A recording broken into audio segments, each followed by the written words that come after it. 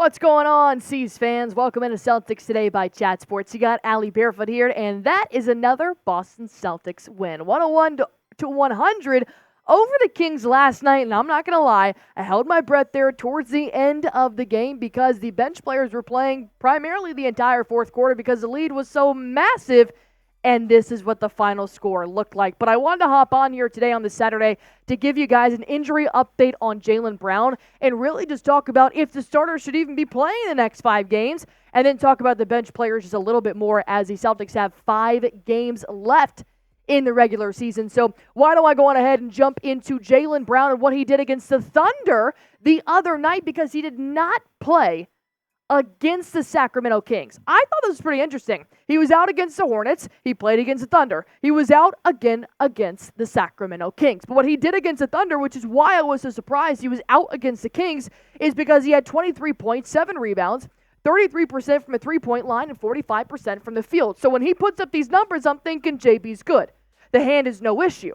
So why was he not playing against the Kings? Well, Joe Mazzulla had something to say about this before the game started, and he said, it's just managing the guys throughout the rest of the season. He's good. I just needed as simple as that from Joe Mazzulla to know that Jaylen Brown is actually doing okay.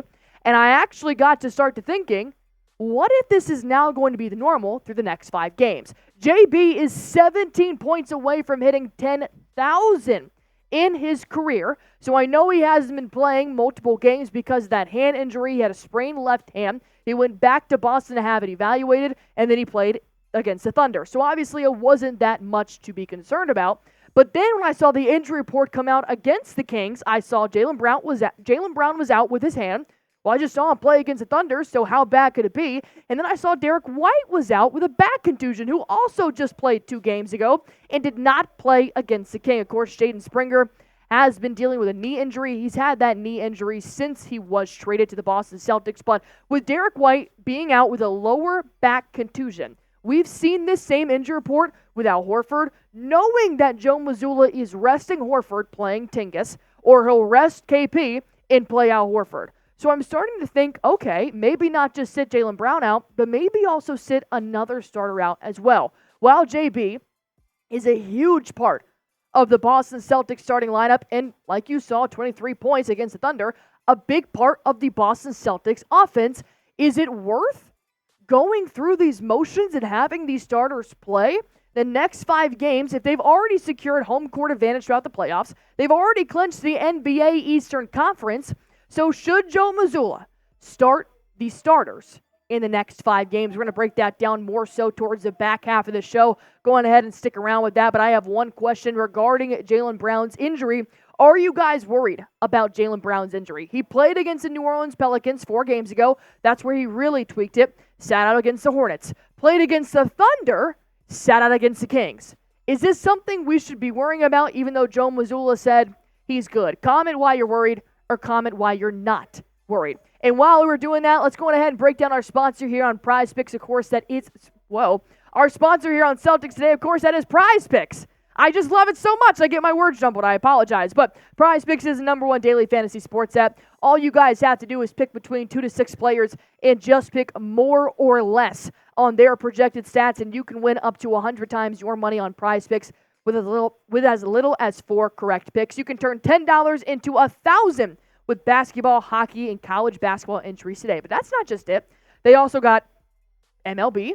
They've got MLS, League of Legends, Call of Duty, which I don't play, but I know my boyfriend does. So you guys can pick LeBron, Caitlin Clark, Connor McDavid, Jason Tatum, and Jude Bellingham all in the same entry. They're not biased. You can mix and match and try out your skills. Plus, this is the best way to get in on the action in more than 30 states across the country, including California, Texas, and Georgia. I play this every single game day. I've won about 15 entries, over $400, and you guys can go on ahead and get started with quick withdrawals, easy gameplay, an enormous selection of players and stat types. Go to prizepicks.com/CLNS.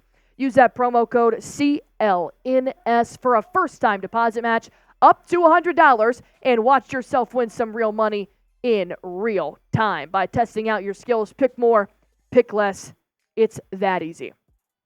Should Joe be resting the starters. Now that we do have 5 games left, and there are 2 big games still left in there, it's making me wonder if now Derek White has this lower back contusion, which he was ruled out for, whether or not that was an injury or rest. And then Jaylen Brown, of course, has been dealing with this left hand heading into the playoffs. It's making me think, is it worth it? And with the next 5 games that are coming up, you got the Trailblazers, you got the Milwaukee Bucks, the New York Knicks, the Charlotte Hornets, and the Wizards. The Knicks are the only one I am concerned about. The Milwaukee Bucks are 12 games behind, and in reality, by concerned about, I mean losing that ball game. Nothing is going to affect the postseason here from here on out, but it's just more so bragging rights, right? Milwaukee Bucks, you could possibly see them in the playoffs, but you could also see the New York Knicks, and I do think the Knicks are on a hot streak right now for where I would think that they would like to get one last practice round in before the real game starts, and they have to go into a 7-game series with New York and Jalen Brunson. My opinion out of this whole thing is if you're going to keep playing the starters, do not play them against Charlotte and Washington.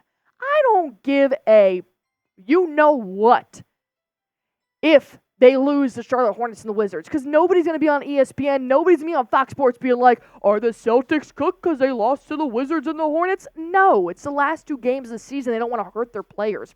Don't play your starters against these 2 teams. It's not worth it. It's too close to the playoffs, and these 2 games definitely do not matter, in my opinion. Plus, this is what's making me think Joe Mazzulla could be leaning more towards the bench players in these next 5 games because he let them take the reins against the Kings in the 4th quarter. So, about 8 minutes left in the 4th quarter is where all of these players started to come back in, and Pritchard had a hot hand from start to finish. He had 21 points. He led that second unit, and he did a phenomenal job. I love the player that he's becoming. He's not so much a catch-and-shoot three-pointer anymore, but he's now becoming a very nice point guard that could actually lead the Celtics as a backup for the next couple of years. He went 50% from both field goal and three-point. He was facilitating. Even though he got charged with 3 assists, he was facilitating in and out and running the offense. And here's why he made such a difference, because Sam Hauser was not having the hot hand. He was so bad this game, they didn't even give him a picture in our post-game stats, which is just rude. We don't know why our system does that, but Sam Hauser, we do love you. Hauser, 1 for 13. 7%. I said this a couple games ago, when he is not hot to start, he very rarely gets hot at all throughout the game. And when he missed the first 4, I said, this is it. This is what he's going to do for the rest of the game. There is no flip a switch. When Sam Hauser makes his first 2 threes, he's good. When he doesn't, not a good night. But still, he kept him in. He trusted him, and Sam Hauser did a lot more things like cleaning the glass. 7 rebounds was a huge help for the Boston Celtics. So I think that was a good adjustment, especially when he went 5% from the field in 7% from a three-point line, but he still kept the bench players in. I want to give a shout-out to this man right here who came in a little bit late here to the Boston Celtics this season, but he has made an impact. Although he looks a lot like Al Horford on the court, it does confuse me sometimes watching on the TV. He really has a big difference. 9 points, 5 rebounds, including the game-winning shot to take the lead over the Sacramento Kings, 101-100. Tillman is becoming a dog. And I'm glad he's playing for the Boston Celtics. Shooting 57% from the field is fantastic. Even though he may not get as many minutes in the postseason, I like what he has been doing. And it's making me realize Joe Mazzulla is trying to trust these bench players moving into the postseason because you just don't know what's going to happen in the postseason. We all remember last year, the 7-game series with Miami. Tatum tweaked his ankle on the first play. It can happen like that, so you've got to get your dogs ready. And that's what Joe Mazzulla said after the game about why he kept out those players in. Even though De'Aaron Fox and Sabonis were still playing, they cut that lead back down to 1. So he said he couldn't have created a better environment for chaos and for stress, and he thought they were making good plays. He said, I thought it was the perfect environment for practice. I could not agree more. Because like I said, you cannot predict how healthy your starters are going to be in the postseason. You can try to help them out as much as you can, but anything can happen. You got to make sure every single player is ready, and they looked ready. Do you guys think the starters should play in the next 5 ball games? I personally think they should, but should sit out Hornets and Wizards. I do think they should play against the Bucks and Knicks because those are still contenders in the playoffs, and you should still be getting those reps just a little bit. But if you lose, it's not the end of the world anymore. So go ahead and comment down below while you guys are at it. Hit that sub button for me. We are going to be live tomorrow for the Portland Trailblazers game. live for every regular season game and all the post-game seasons after that. And I don't want you guys to miss any updates, news, rumors, or any live game feed. So all you guys have to do, hit that sub button for me.